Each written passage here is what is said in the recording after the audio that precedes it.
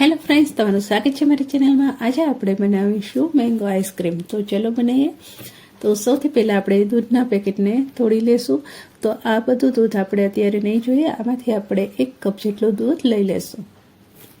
તો દૂધ તમે કોઈ પણ જાતનું લઈ શકો છો. ગાયનું, ભેંસનું, જાડું, પાતળું કોઈ પણ દૂધ ચાલશે. તો તપેલીમાં આપણે દૂધ કાઢી લીધું છે. એમાંથી આપણે 1 કપ જેવું દૂધ કાઢી લઈશું. જો તમારી પાસે આવો કપ ના હોય તો કોઈ પણ 1 વાટકીનું માપ લઈ લેવાનું.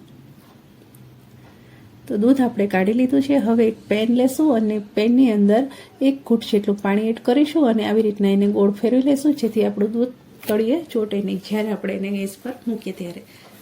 તો હવે દૂધને આપણે અંદર પેનમાં એડ કરી દઈશું અને જે કપમાં આપણે દૂધ લીધું હતું એનું ચોથા ભાગનું દૂધ આપણે રાખીશું અને એક બાઉલમાં આપણે લઈ લઈશું.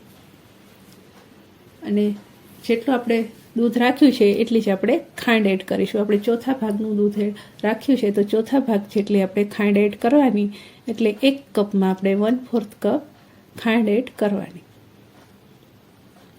ખાંડ એડ કરીને દૂધને સાઈડ પર રાખીશું અને જે આપણે 1/4 કપ દૂધ એક્સ્ટ્રા અલગ બાઉલમાં લીધું હતું એમાં આપણે વેનીલા ફ્લેવરનો કસ્ટર્ડ પાવડર છે આપણે 1/4 કપ લઈ લેશું. આમ ચમચીના માપે જોવો તો તમારે 5 ચમચી જેટલું પાવડર લઈ લેવાનું અને એને એ બાઉલમાં એડ કરી દઈશું અને 1 ચમચીની મદદથી એને સરસ મજાનું આપણે ચલાવી લેશું. આમાં લમ્સ ના પડે એટલે આપણે સરસ મજાનો એને એકદમ મિક્સ કરી લેવાનો. જ્યાં સુધી ના થાય ત્યાં સુધી આપણે એને આવી રીતના ચલાવશું અને થઈ જાય પછી આપણે ગેસ પર પેન મૂકીશું અને એક ઉભરો આવે નહીં ત્યાં સુધી આપણે એને રાખીશું. તો ઉભરો આવી ગયો છે અને ગેસની ફ્લેમને આપણે એકદમ ધીમી કરી દઈશું અને આપણે જે કસ્ટર્ડ પાવડર ઘોળીને રાખીએ તો એ 2 બેચમાં આપણે એડ કરીશું. તો પહેલાં થોડું એડ કરીને એને ફેરવી લેશું, કેમ કે તમે ફેરવશો નહીં ને તો અંદર લમ્સ પડી જશે. ફેરવી પછી આપણે બીજા ભાગનું પણ એડ કરી દઈશું અને ચલાવશું. તો જ્યાં સુધી જાડું ના થાય, પેનને છોડવા ના લાગે ત્યાં સુધી આપણે એને ચલાવવાનું રહેશે અને ગેસની ફ્લેમને એકદમ સ્લો રાખવાની. તો સતત આવી રીતના ચલાવવાનું. તો તમે જોઈ શકો છો કે આપણું બેટર થોડુંક જાડું થઈ ગયું છે. હજી આપણે એને થોડી વાર ચલાવીશું. તો 2-3 મિનિટ હજી ચલાવવું પડશે. તો તમે જોઈ શકો છો કે 2 મિનિટ જેવું થયું છે ને તો સરસ મજાનું બેટર આપણું બનીને તૈયાર છે અને એ પેનને છોડવા લાગ્યું. તો હવે આપણે ગેસની ફ્લેમને બંધ કરી દઈશું અને બેટરને આપણે નીચે ઉતારી લેશું અને નીચે ઉતાર્યા પછી પણ એને 2 મિનિટ જેવું ફેરવી લેશું, જેથી એ તળિયે ચોટી ન જાય, કેમ કે આપણે પેન ફૂલ ગરમ છે એટલે આપણે એને થોડી વાર ચલાવવું પડશે.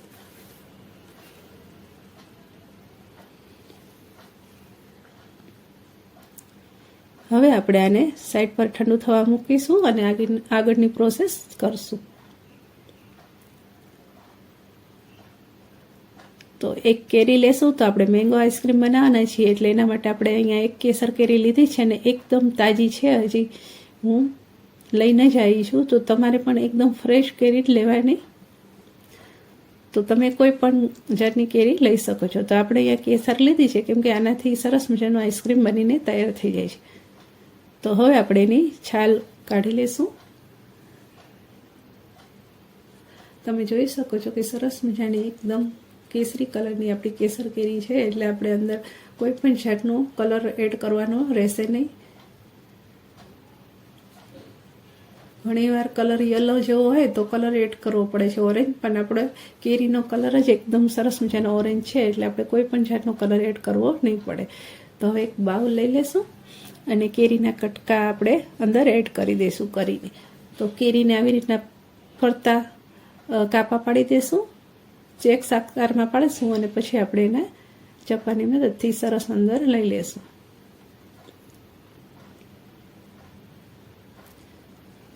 તો 1 કપ તમારે દૂધ હોય ને તો 1 કેરી લઈ લેવાની. 2 કપ દૂધનો બનાવો તો 2 કેરી લેવાની.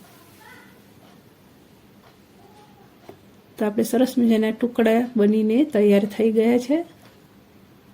તો થોડા ટુકડા આપણે ડેકોરેશન માટે અલગ બાઉલમાં કાઢી લીધા છે અને બીજા આપણે મિક્સર જારમાં એડ કરી દીધા છે. તો મિક્સર જારનું ઢાંકણ બંધ કરીને આપણે એને ક્રશ કરી લઈશું. તો આમાં અત્યારે કોઈ પણ બીજી વસ્તુ એડ કરવાની નથી, ખાલી આપણે કેરીના ટુકડા જ એડ કરવાના અને એનો પલ્પ બનાવી લેવાનો.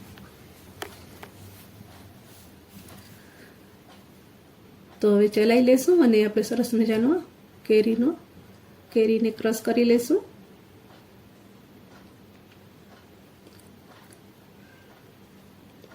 એકદમ પેસ્ટ જેવું બની જાય ત્યાં સુધી આપણે એને ચલાવીશું. તો આપણે સરસ મજાનું ક્રશ થઈ ગયું છે. આપણે એને ખોલી લેશું.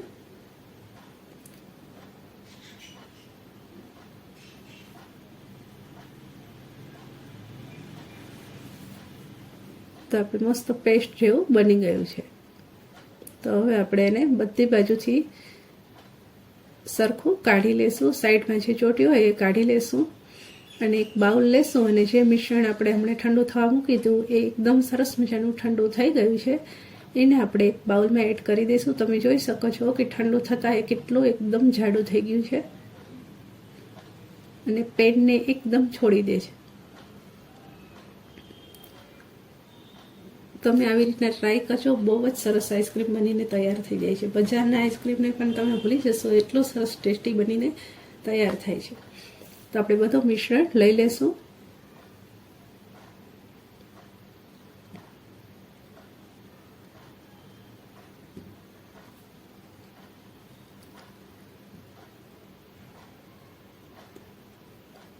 હવે જે કેરીનો આપણે પલ્પ તૈયાર કર્યો હતો એને પણ આમાં એડ કરી દઈશું.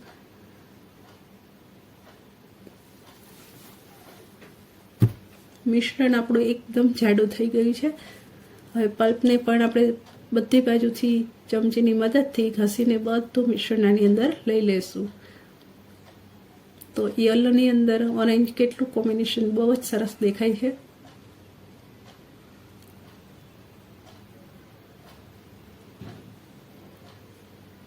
હવે આ બંને વસ્તુ સરસ મજાની ભેગી કરી લેશું. બધી કાઢીને મિક્સ કરી લેશું.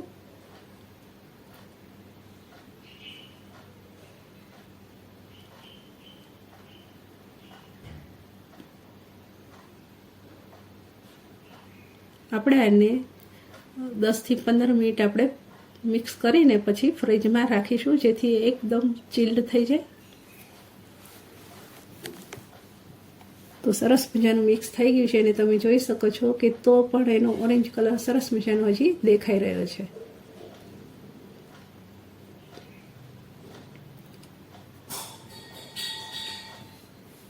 હવે આપણે એને ફ્રીજમાં મૂકી દઈશું.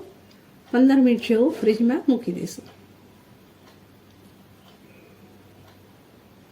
તો ફ્રીજમાં મૂકતા પહેલાં આપણે એની ઉપર પ્લાસ્ટિકનું કોઈ પણ તમારી પાસે કોથળી હોય તો કોથળીને ફાડીને પણ આવી રીતના લગાવી શકાય. પેક કરી દેવાનું જેથી આઈસ ક્રિસ્ટલ ના પડે.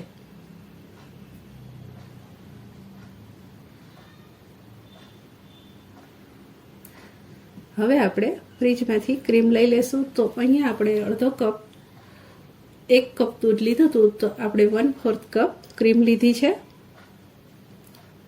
તો ક્રીમ એકદમ ચિલ્ડ છે એટલે આપણે એને 30 સેકન્ડ સુધી આવી રીતના બીટ કરી લેશું બીટરની મદદથી. તો તમે જોઈ શકો છો કે 30 સેકન્ડમાં સરસ મજાની એ ચિલ્ડ થવા લાગી છે. તો આપણે હજી 30 સેકન્ડ જેવું પાછું ફેરવી લેશું. તો સરસ મજાની એ થઈ ગઈ છે. તમે જોઈ શકો છો કે વાટકો ઊંધો વાળીએ તો પણ એ પડતી નથી એટલે મતલબ કે આપણું એકદમ કમ્પ્લીટ બનીને તૈયાર થઈ ગઈ છે. તો આપણે આમાંથી 2 ચમચી જેટલું અલગથી લઈ લેશું. 2 થી 3 ચમચી જેટલું એ મેં આગળ એક રેસીપી બનાવવાની હતી એના માટે મેં કાઢ્યું હતું. તો હવે આ મિશ્રણ આપણું સરસ મજાનું ફ્રીજમાં ઠંડુ થઈ ગયું છે એને પણ આપણે લઈ લેશું. તમે જોઈ શકો છો કે એકદમ આ મિશ્રણ પણ અંદર જામી ગયું છે. તો આને પણ આપણે 30 સેકન્ડ જેવું ચલાવી લેશું. તો આને આપણે બહુ ફેરવવાનું નથી, ખાલી મિક્સ થઈ જાય ત્યાં સુધી જ આપણે ફેરવશું.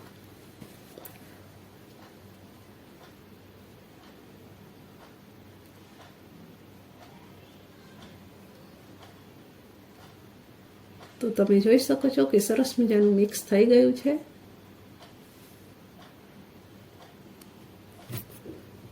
હવે આપણે એને સ્પેચ્યુલાથી બધું મિક્સ કરી દઈશું. એકદમ સ્મૂથ બેટર તૈયાર થઈ ગયું છે. એટલે હવે આપણે આ રેડી છે, આઈસ્ક્રીમનું બેટર એકદમ રેડી છે. તો હવે આપણે એને એક મોલ્ડમાં એડ કરી દઈશું. તો એના માટે આપણે એક મોલ્ડ લઈ લઈશું. તો અહીંયા મેં આ મોલ્ડ લીધું છે અને ક્લીન રેપ લઈ લીધું છે. તો એ પણ આપણે પાછળથી લગાવીશું. તો અહીંયા આપણે ઓડીનું પેપર લીધું છે એ આપણે લગાવી દઈશું. તો આવી રીતના એને સેટ કરી દઈશું કટ લગાવીને. અને પછી આપણે બધું બેટર આઈસ્ક્રીમનું અંદર એડ કરી દઈશું. એકવાર એડ કર્યા પછી થોડુંક ટેપ ટેપ કરીશું અને બાકીનું જે બચેલું છે એ પાછું અંદર એડ કરી દઈશું. અને પેપરને થોડુંક સેટ કરી લેશું.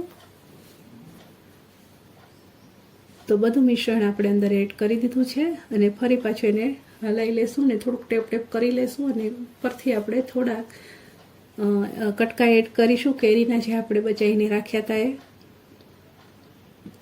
તમારે ડ્રાયફ્રૂટ એડ કરવું હોય તો ડ્રાયફ્રૂટ પણ એડ કરી શકાય, અને બંને એડ કરવું હોય તો બંને પણ કરી શકાય. અને એની ઉપર થોડુંક ક્રીમ કે મલાઈથી તમારે ડેકોરેશન કરવું હોય તો એમ પણ કરી શકાય. તો તમે જોઈ શકો છો કે સરસ મજાનું આપણે બેટર અંદર એડ કરી દીધું છે. અહીંયા આપણે ક્લીન રેપ લઈ લીધું છે. હવે એનાથી આપણે આને કવર કરી દઈશું જેથી આમાં આઈસ ક્રિસ્ટલ ના પડે. તો સૌથી પહેલાં આપણે એને થોડુંક લાંબુ ખેંચી લેશું અને બધી સાઈડ આવી જાય એવી રીતના આપણે સેટ કરીને કટ કરી લેશું. અને બધી સાઈડથી એકદમ ફિટિંગવાળું થઈ જાય એવી રીતના દબાઈને આપણે નીચેથી દબાઈ દઈશું. તો આપણું બેટર તૈયાર છે. આપણે એને 12 થી 13 કલાક સુધી ફ્રીજમાં રાખી દઈશું અને પછી કાઢીશું. તો 12 થી 13 કલાક જેવું થઈ ગયું છે અને આપણે આપણો આઈસ્ક્રીમ બહાર કાઢી લીધો છે. હવે આપણે ઉપરનું ક્લીન રેપ બહાર કાઢી લેશું. તો ક્લીન રેપ આપણે હટાવી દીધું છે અને તમે જોઈ શકો છો કે આઈસ્ક્રીમ આપણો સરસ મજાનો જામી ગયો છે. હવે આપણે આ બટર પેપર પણ હટાવી લઈશું. તો તમે જોઈ શકો છો કે એકદમ ઇઝીલી નીકળી જાય છે અને આઈસ્ક્રીમ આપણો સરસ મજાનો જામી ગયો છે. તો મેં હાલ જ એને કાઢ્યો છે એટલે એકદમ ચીલ્ડ છે. તો બધી બાજુથી સરસ મજાનું આપણું પેપર નીકળી ગયું છે. તો હવે આપણે એને એક સર્વિંગ ટ્રેમાં લઈ લેશું અને આને આપણે પીસીસ કરી લઈશું. તો જે આગળનો ભાગ રહ્યો એ આપણે સૌથી પહેલાં કાઢીને એને સાઈડ પર મૂકી દઈશું અને પછી બાકીના છે એને આપણે કટ લગાવી દઈશું. તો બહુ મોટાઈ નહીં બહુ નાનાઈ નહીં એવી રીતના આપણે કટ લગાવીશું. તો તમે જોઈ શકો છો કે સરસ મજાના એકદમ ઇઝીલી કટ થઈ જાય છે. 10 થી 15 મિનિટમાં આ આઈસ્ક્રીમ એકદમ ઓગળી જાય છે બહાર રાખ્યા પછી. અત્યારે એકદમ ચીલ છે એટલે એના પીસીસ સરસ મજાના દેખાય છે, પણ ધીરે ધીરે તમે જોઈ શકો છો કે નીચે ઓગળવાનું ચાલુ પણ થઈ ગયું છે. તો હવે આ પીસીસને આપણે પ્લેટમાં લઈ લેશું અને બધાને આપી દઈશું.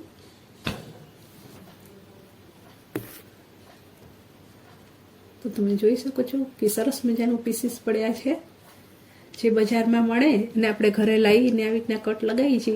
કોપી એવા જ છે, પણ તમે આનો સ્વાદ જુઓ ને તો એનાથી બહુ જ સારો છે. તો તમે પણ ઘરે એકવાર જરૂર ટ્રાય કરજો. અને રેસીપી આજની મારી આ કેવી લાગી, પસંદ આવી હોય તો વિડીયોને એક લાઇક કરજો. ચેનલ પર ન હોય તો સબસ્ક્રાઈબ કરી લેજો. બેલ આઇકનને દબાવજો રોજ નવા વિડીયો જોવા માટે. તો ફરી મળશું એક નવી રેસીપી સાથે નેક્સ્ટ